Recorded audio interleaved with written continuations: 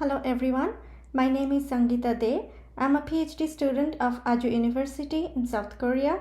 I'm going to present our work on training data uncertainty. The title of the paper is Are We Training with the Right Data? Evaluating Collective Confidence in Training Data Using Dempster-Shafer Theory. This paper is written by me and my advisor, Professor Hyokon Lee. Garbage in, garbage out is a common concept in computer science and mathematics. It is also a primary concern in the era of machine learning. Training data governs the machine learning model's behavior greatly. Therefore, even before tuning the ML model parameters for the best performance, we should ask the question, are we training with the right data or good enough data? Let's understand the data first. Especially for safety critical systems where the ML models are trained to take critical decisions, it is extremely important to assess the quality of the training data, because if the training data is unsafe to represent or unable to represent the diversity of the problem, then the output of the ML model will be questionable. In fact, a wrong output can be fatal in case of a safety critical system. However, unfortunately, there is no current practice available for a transparent and systematic training data fitness assessment before indulging in machine learning training. In this work, we give importance to the concept of intellectual diversity. Such concept of having a different pair of eyes has long been used in engineering to reduce human error. Bev Littlewood has extensively used diverse arguments to assess reliability claims. Similarly, we argue that although data experts and machine learning experts can assess the data uncertainty through various statistical analysis, it is important to include the judgments of system-level experts like domain experts, system engineers, safety engineers, etc., as their expertise lies in the entirety of the system. However, such diversity comes with new challenges such as conflicts, ignorance, etc. Therefore, the triad of uncertainty, diversity, and collective confidence plays an important role in the days of AI to explain the complex aspects of a system. So the objective of our work is to quantify experts' beliefs in the quality of the data regarding its use for the training purpose for a safety critical functionality. Or in other words, we can say whether we have to assess whether the collected training data is safe or dependable enough to be used for the training purpose or not. To better understand the proposed approach, let us first discuss the challenge more precisely.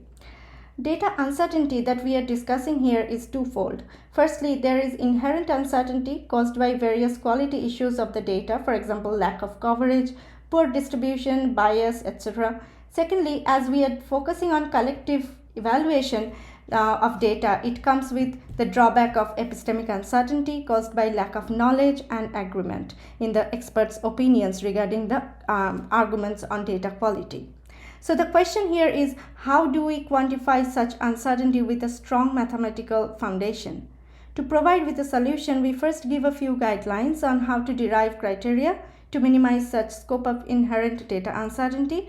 Then we use Dempster-Shafer theory to measure the collective confidence about the claim that yes, data uncertainty has been minimized and it is now safe to be used for training. In this paper, we demonstrate our approach with the help of Caltech and JAD datasets for pedestrian detection of autonomous vehicle. Before I explain the proposed solution, I would like to briefly explain the Dempster-Shafer theory. It is basically a generalization of probability theory used as a scheme to express uncertainty. Unlike traditional probability theory, where evidence is usually associated with only one possible event, in DS theory, we can associate multiple possible events, that is, sets of events. So let's see one quick example. Suppose the question here is, who was the killer? And there are three suspects, Jim, Tom, and Sam. So if you don't have definite crisp answer, we can show it in terms of traditional probability for each of the suspect. For instance, evidence suggests that probability that Jim was the killer is 0.5, probability that the Tom was killer 0.2, and probability that Sam was the killer 0.3. On the contrary, with the DS theory, we can assign belief mass to several sets, and such sets can have more than one element. For example, belief mass denoted by M, is 0.5, that Jim is the killer for sure. M is 0.2, that either Jim or Tom is the killer. And M is 0.2 for sure that Tom is the killer, and so on.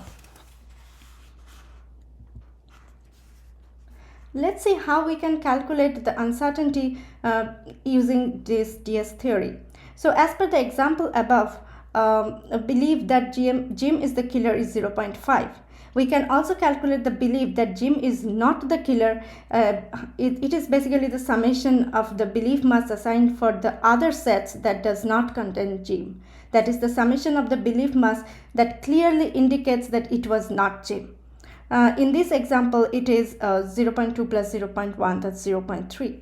Plausibility is actually the upper bound of the belief, that is 1 minus the strong belief that it was not Jim. In this example, it is 1 minus 0.3, that's 0.7.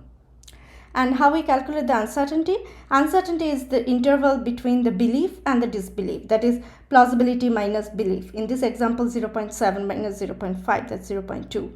As it can be seen in the diagram that the belief in the proposition Jim is the killer, it's denoted, it's shown in green color, that 0.5.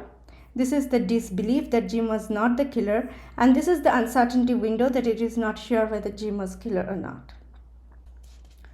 So this is a big picture of the proposed stepwise method to evaluate collective confidence in training data.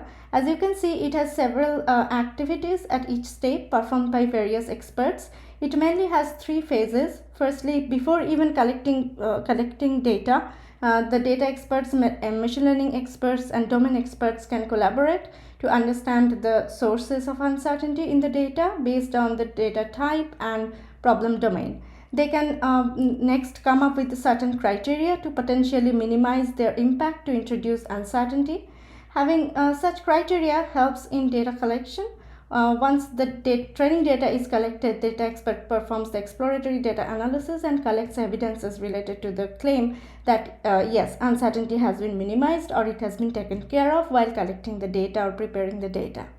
Now, in the next step, machine learning expert, that's the component level expert and system level experts, assess each piece of evidences individually and categorize them as positive, that is, or supportive, and negative or refuting, and cannot say, that is, inconclusive evidence. Finally, in the next 2 steps, Dempster-Shafer theory and its modified combination rules are applied to calculate individual belief and combine them to quantify the collective belief, that is, the collective confidence in the training data quality. Now let's see each step more closely. So the step 1 is about eliciting sources of uncertainty in training data. For example, there can be uncertainty caused by representation gap, that means missing out the relevant features and design domain factors. In case of pedestrian detection, it can happen if the data does not represent the weather variability, brightness variability, crowd density variability, etc. Similarly, lack of data coverage, which means not covering the corner cases, data corruption, that is, data is coming from unreliable source or process, improper pre-processing, that means insufficient labeling or annotation, etc. These can also cause uncertainty in data. These are just few examples, so the experts can derive many more such sources of uncertainty based on the data type and based on the problem domain. In step 2, based on the elicited sources of uncertainty, data experts, ML experts, and domain experts can collaborate and derive criteria to reduce the impact of such sources of uncertainty. For instance, to avoid a lack of data coverage, combination of risky situations, rare situations like outliers in height distribution, accessories that can change the shape of the pedestrian, like umbrella, big backpack, etc., heavily occluded pedestrian, etc., should be considered and attributed in dataset. Likewise, for all the criteria, source of uncertainty, criteria need to be derived and they can be marked with identifier like CID1, CID2, criteria identifier like 1, 2, and so on. This is the sample of the step 3 and 4. how the collected evidences can be assessed from machine learning component level expert and domain experts perspective. We have also given weightage for each of the evidences, as not all the evidences can be equally important. However, it is optional. As you can see, there can be conflicts in the opinions of the ML expert and domain experts too.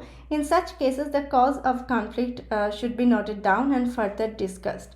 As example, you can see here for Caltech dataset, this is the evidence assessment sheet, and in terms of weather diversity, brightness diversity, the Caltech dataset has some lackings because data is collected in one season only, data is collected only in daytime. So these evidences are considered as negative. They did not support the claim that the data has is diverse enough to be called as to be claimed to be of good quality. So similarly, for all the criteria, there are certain evidences collected, and they have been categorized as positive and negative.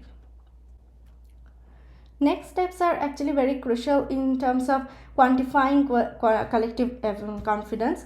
As I said earlier, data expert is responsible for performing EDA and collect evidence related to each of the criteria derived in the previous step, and then the machine learning component level expert and system level expert access each of those evidences and categorize them as positive, negative, and cannot say or inconclusive, what we have just seen in the previous slides.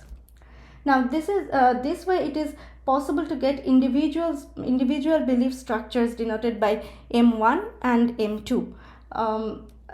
Positive evidences contribute to the belief mass that yes, the data is safe. Negative evidences contribute to the belief mass that the data is unsafe, and inconclusive evidences add on to the epistemic uncertainty that data can be safe or unsafe, it cannot be said. In the next steps, we use a Jaeger's rule, which is a modified version of Dempster-Shafer combination rule, to combine these two belief structures, M1 and M2, and derive the collective confidence. As you can see from the formula, collective belief is not just a mere summation of the belief in the singleton set safe. It is not just the summation of these two, but it also accumulates the belief mass that is there in the other sets that have a common element safe. So for example, in this set there is a certain belief mass for safe, so that is also been considered, and that's how we combine and calculate the collective confidence.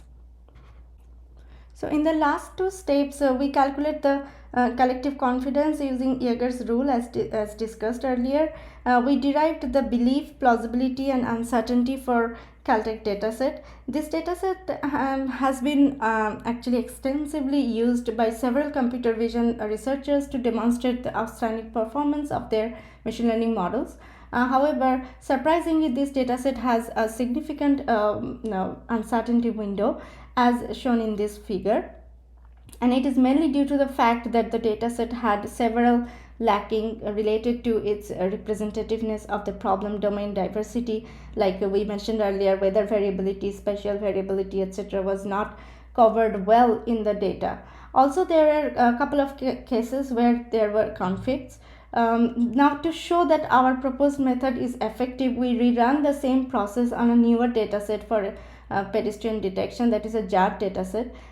This dataset has not been extensively used yet, but it is much more diverse and a much more newer version in terms of environmental diversity and diversity in poses, accessories, etc. This helped us to collect more positive evidences. Therefore, the uncertainty window got reduced compared to Caltech dataset. Because we could calculate that there is more collective confidence for such diverse data set. What happens if still the uncertainty is not acceptable? Then we suggest that if the calculated uncertainty is not acceptable, then either the experts need to discuss on how to collect more positive evidences, how to do more exploration on the data, or if it is possible to get a newer version of data, like in this case, which is more diverse or which is more appropriate for the problem at hand. So so that in that way we can see what is the new uncertainty window, and how we can and what we can do in order to reduce the uncertainty window. To sum up our contribution, we proposed a stepwise method that can help component level experts and the system level experts to collaborate and assess the fitness of the training data before delving into a rigorous training process. We used Dempsey-Schaeffer theory to embrace the uncertainty in the beliefs of the diverse experts about the collected evidences that support or refute the quality claims. Finally, we derived the collective confidence in the quality of the data by applying the combination rule. And this approach can also contribute in enhanced explainability and traceability, as the rationales and arguments of the experts are well documented throughout the process. The proposed approach will be useful for safety assurance, where data quality can be assured by the claims, evidences, and the corresponding arguments. We actually envision machine learning based software system engineering process as a systematic transition from problem space to solution space through a data space. We believe that requirements engineering process can mitigate many challenges related to data dependency of models, ML models. We are currently working on a multi-layered framework to facilitate data requirements engineering that can support evidence-driven data quality verification. And we are also designing a semi-formal data requirements language to express the verifiable data requirements, relevant evidences, and their assessment criteria. In the future, we have a plan to automate the confidence assessment process and perform an empirical study in a different domain involving diverse experts.